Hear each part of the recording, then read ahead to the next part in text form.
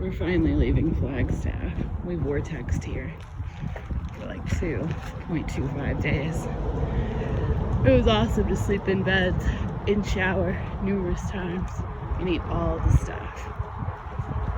I just pause for a break in the woods, and I look up, and there's like a herd of elk coming by.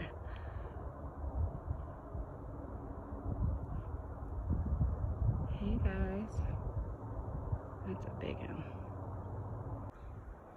Heading south in Arizona, and soon I should be getting to the Mogollon Rim, but I guess there are a lot of them. Kristen and Jackie, thank you for these delicious little chocolate chip zucchini things. I was skeptical of them, but they're really good, and there were 3 of them, which is perfect.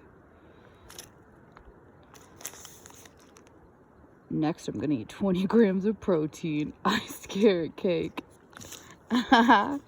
That's from my Mama D's and from Kathy. Thanks, guys.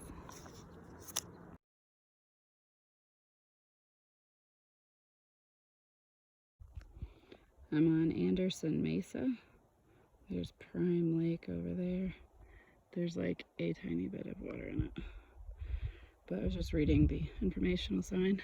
It said that this area, the mesa, is characterized by all these wetlands that are really good habitat for a bunch of different kinds of bird species, waterfowl, and that it was like I guess the depressions were created like 1 to 5 million years ago, because there were little like cavities underneath the ground, and then they collapsed, and then clay sealed them off, and so now they not always fill with water, but sometimes they have water in them, and then these areas serve as like resting grounds or nesting grounds for a whole bunch of different kinds of birds. So, I mean, there's not a lot of water, so I guess they gotta take advantage of what they got. Utah 243, Mexico 558. Hey guys. Oh, go get. It's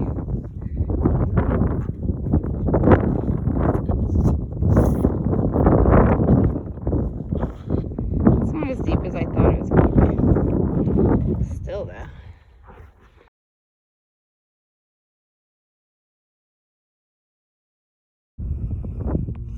Well, we just walked this road for like ever.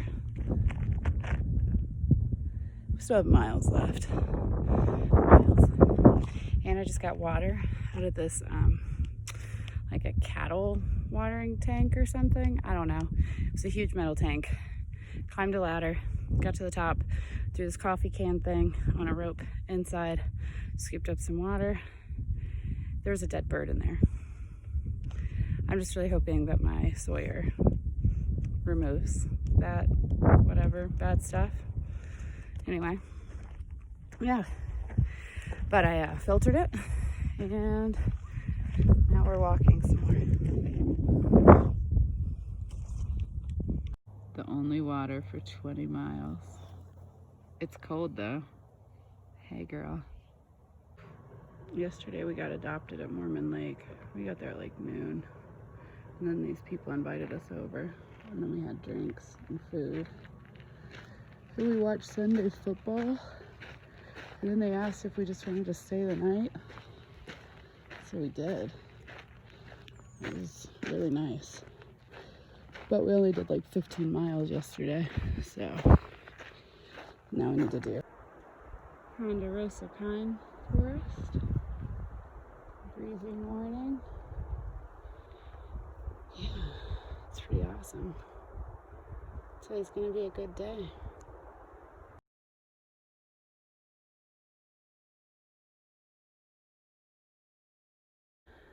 Water source. Is that a blind over there? Bargaman Park tank. That's probably the least muddy water I've seen so far.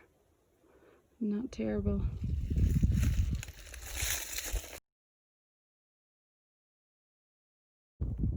It is so cowboy out here. pines laying on the side of the trail. Good Lord. And here's another piece.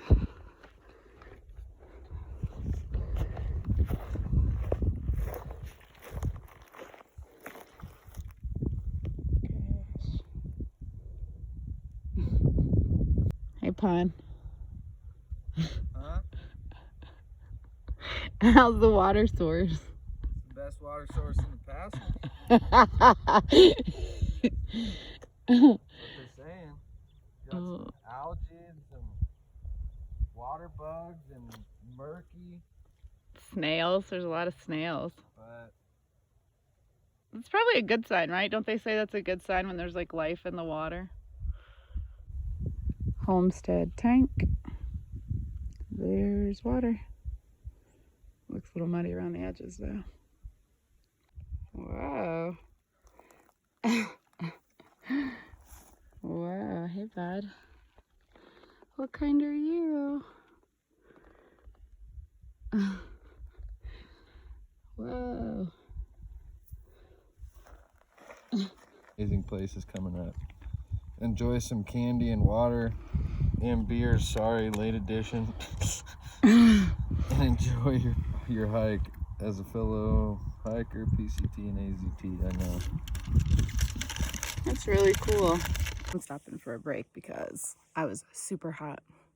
We just had an 800-foot climb, and it was over 5.5 miles, which isn't bad. Like, that's nothing really. But the last 400 feet were like all at once, you know? So by the time I got to the top, I was just like sweating. My face was all red, I'm sure. It felt like it. I was hot. Yeah, like my cheeks were sweating. It was weird. Anyway, yeah, but it just evaporates off your skin before it like settles anywhere, so it's weird. Yeah, I got to the top of that, kept hiking. It's like across this like plateau situation now, I think. I just came across a water cache, and it looks like it's all public water, so I'm stopping in the shade, and I'm gonna chug some water and just kind of hang out for a few. Punisher's ahead of me. Hopefully he doesn't get worried. I'm sure it's fine.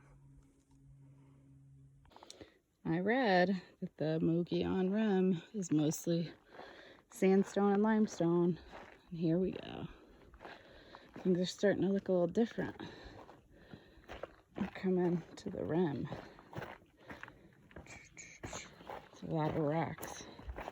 And kind of a steep downhill with all this loose gravel.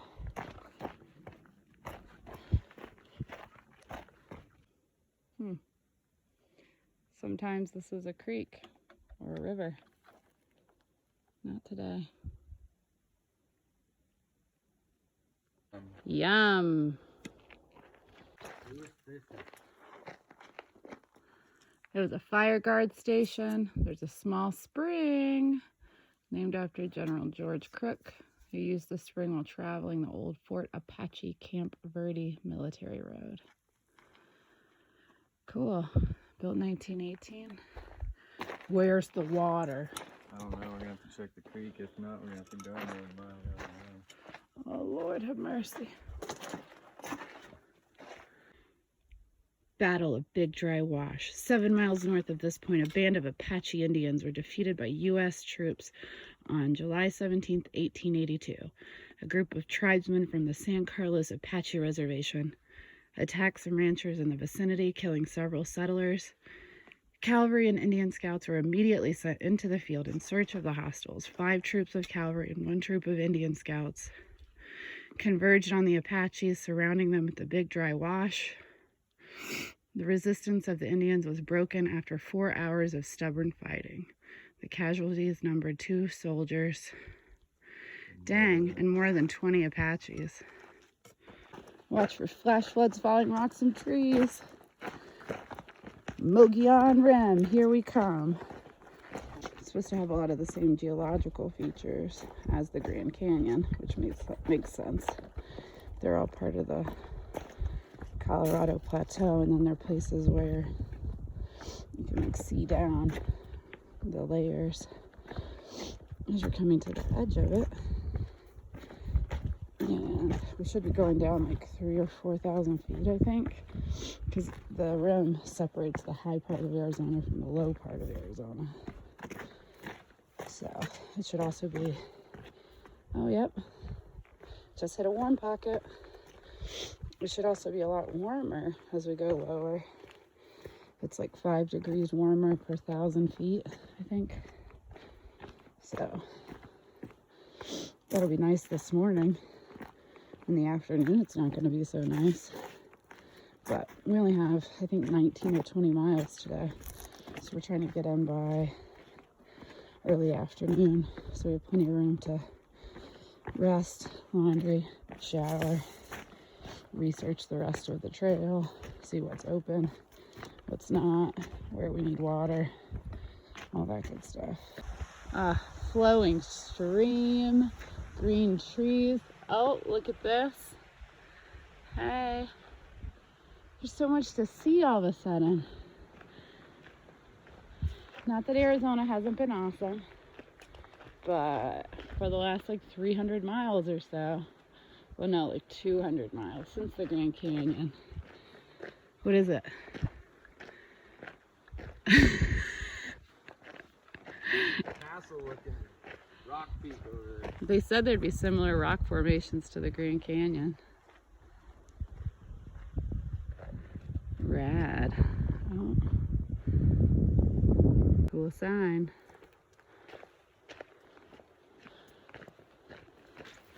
They're killing it with their signs out here. The wrought iron, rusty looking, so cowboy. My sleeping pad fully deflated at about 12:30 last night. Fully deflated. So I didn't sleep great. I mean, I think I tried to sleep on the ground, just like on top of my pad, deflated, for a while. But then I just rolled it off of it. I blew it up, went to sleep, woke up around, I didn't wake up again till 6. I mean, and it was pretty deflated, like my bottom was on the ground, so there's that. And I look so sleepy today. But there's all this water everywhere, and we're in the trees for now. And I know that after we get through Pine, it's gonna be a desert. So, whatever. I'm just trying to savor all the shade and the flowing water. Not terrible, Arizona. I have got to stop filming so I can go to town. But it's so pretty. Ugh. And I just found this song called Sedona, like Houndmouth or something. Appropriate. They just sang something about red sandstone. Back to it.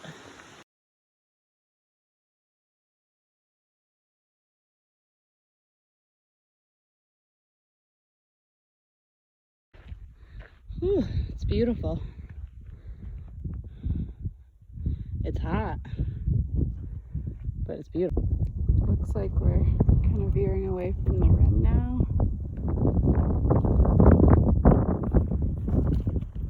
So green.